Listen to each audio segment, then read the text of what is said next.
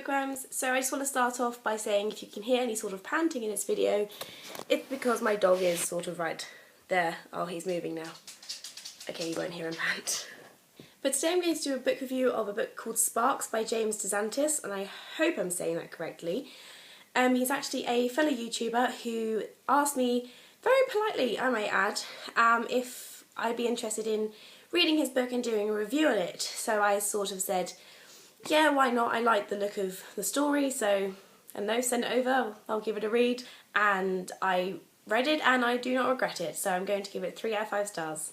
So basically this story is about a character called Ethan who is going through some pretty rough times in his life. He breaks up with his girlfriend, he finds out he has cancer, and he kind of suddenly realises he has some sort of superpowers that are sort of electricity based. So that's what kind of got me hooked on this story, because I'm a sucker for any sort of superhero book, and just the fact that it was such an original thought to sort of combine battling cancer as well as battling crime on the street, that's sort of what made me accept this book, because I thought it was a very original idea and I was really interested to see how it was carried out. So the first thing I'm going to say about this book, and it's probably one of the reasons why I didn't give it more stars, is the fact that for my liking it was a little bit short. Now on my iPad, because I was reading a PDF copy of it, it was only 136 pages, and sort of it was a very good story. I just feel like it wasn't long enough to give the characters the development, the sort of background development that they deserved. It didn't. The story, it's not fair to say it wasn't developed, the storyline. I just feel if it was longer, there'd be more room, more leeway to sort of go into minor details more, so it sort of pads out the story a bit more than it was. Now speaking of character development, the main character of Ethan, I was absolutely in love with. He could not have been written better. I can't even think of anything that would make this character better. And what I liked so much about this character is, despite the fact he was battling cancer and despite the fact that he had electrical superpowers, and I for one have neither of those things, he still managed to be extremely relatable. And I know that sounds crazy, like how can a character like that be so relatable, but it's just the way he handled the breakup with his girlfriend Vanessa, the way he handled sort of doctor appointments and just the people around him, just his day-to-day interactions with people were so real and so well written. I was very impressed with that. And speaking of real, I know I've said this in quite a few of my reviews recently, but apparently all the books I've read recently have this sort of element to them that I like. It is the fact that you can tell, usually when a story is written and they try to describe a setting to you, you can still tell that it's a story. You can still, there's still that sort of fictional element to it, and it's good, but it's not really great. Whereas in this story, and like I said, several others I've read recently, the way that little minute details were written in this story was amazing.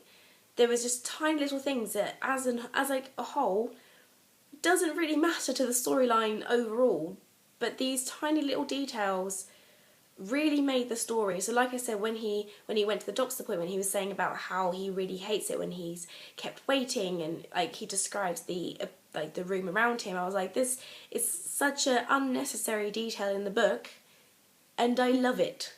The story was actually written in first person. It was written as sort of a diary form.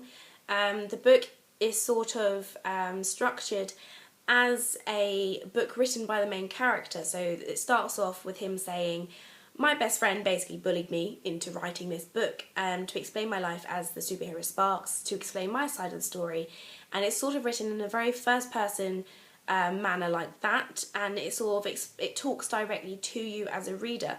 Now it's nothing about this book personally that I dislike about that.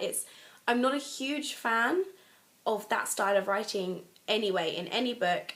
I'm not a huge fan of talking to the reader from one character's point of view, because I feel maybe that's one of the reasons why I feel this book didn't have much character development on the sub-characters. And the main character, the development was amazing, but on the sub-characters, it didn't really have too much background to them. They weren't extremely three-dimensional, and I think that's because the story was told through Ethan's point of view. So obviously you can't get Vanessa's thoughts on the breakup, you can't get his best friend Alex's thoughts on all this.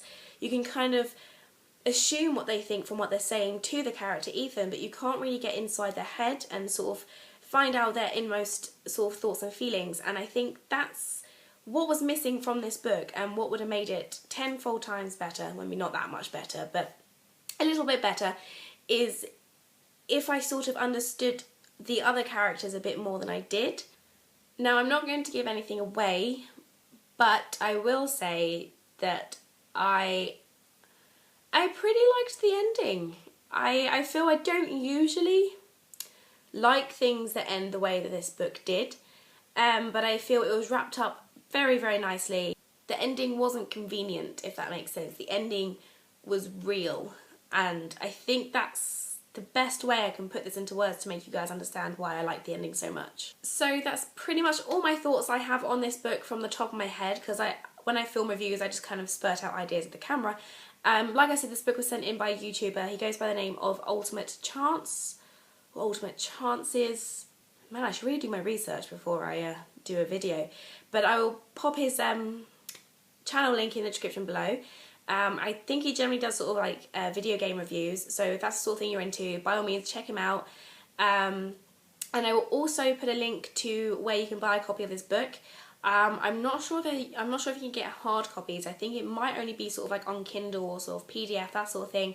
But I'll pop a link in the description below as well. It's well worth checking out. I'm also planning to do some written reviews on both Amazon and Goodreads, so I haven't quite got around to that yet. But chances are, by the time I get around to writing those, more things would have popped into my head that I would have wanted to say. So when I do those reviews, I'll also put them in the description below. If they're not in the description yet, it means I haven't done them.